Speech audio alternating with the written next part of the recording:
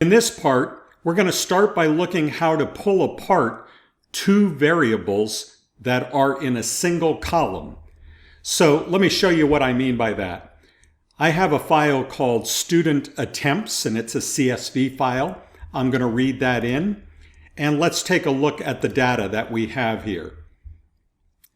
So here we have an ID number, we have a grade, and then we have a score, and the score has been put in a character vector because it reads 13 of 19, 22 of 23, 7 of 10.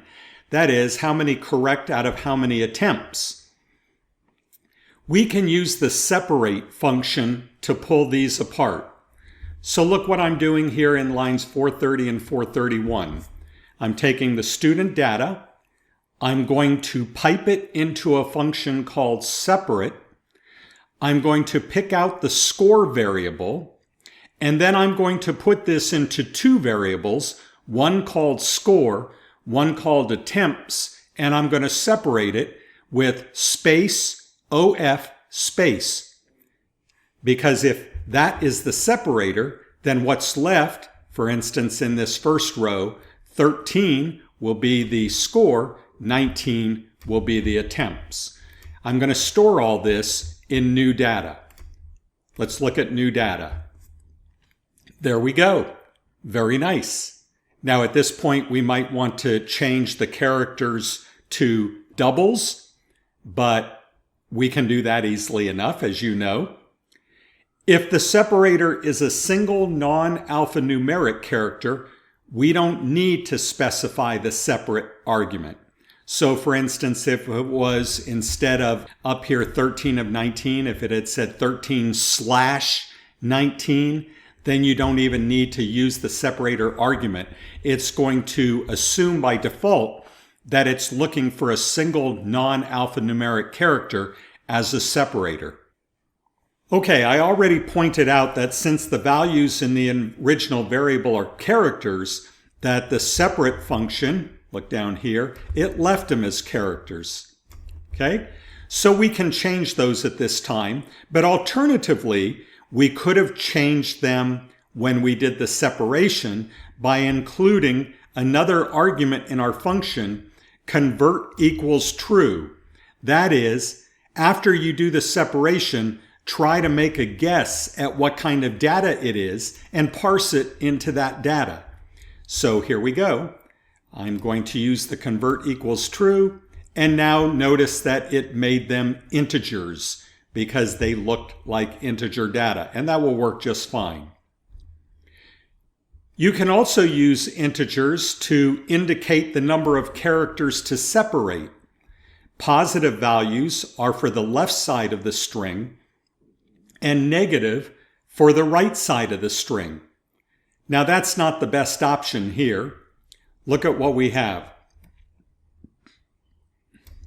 Here we're saying separate score into score attempts, separate equals -2, which is for the right side of the string, convert equals true, and if I were to do that, then I'm still left with the 13 of in score as a character.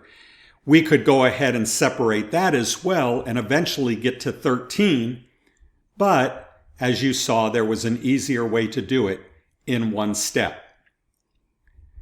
The unite function is the opposite of the separate function. So here, I'm going to take our new data. Let me put it in here and remind you what it looks like. Okay, this is the data that we ended up with, that we liked the format. But suppose for some reason that we wanted it to be like we saw originally. Instead of 13 score and 19 attempts, we wanted it to be 13 of 19. Well, we could do that. You might want to do that, for instance, if you were going to create a CSV file to give someone where you prefer to have the column in that format. Obviously, that's not as good for calculating averages and medians and so forth, but it might be the way that you want to actually display it in a report. So here I'm taking new data and uniting score and attempts. Let's see what happens. Okay, here's what it did. It united them, separated by an underscore character. We can change that.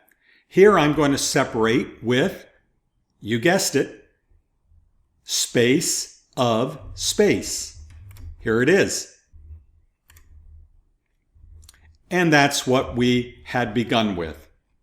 So the separate and unite functions can be used to take a column of data that someone may have arranged with more than just the score or perhaps multiple scores, and we can separate it out. What if this had been only one score? Like what if, for instance, it said a score of 13?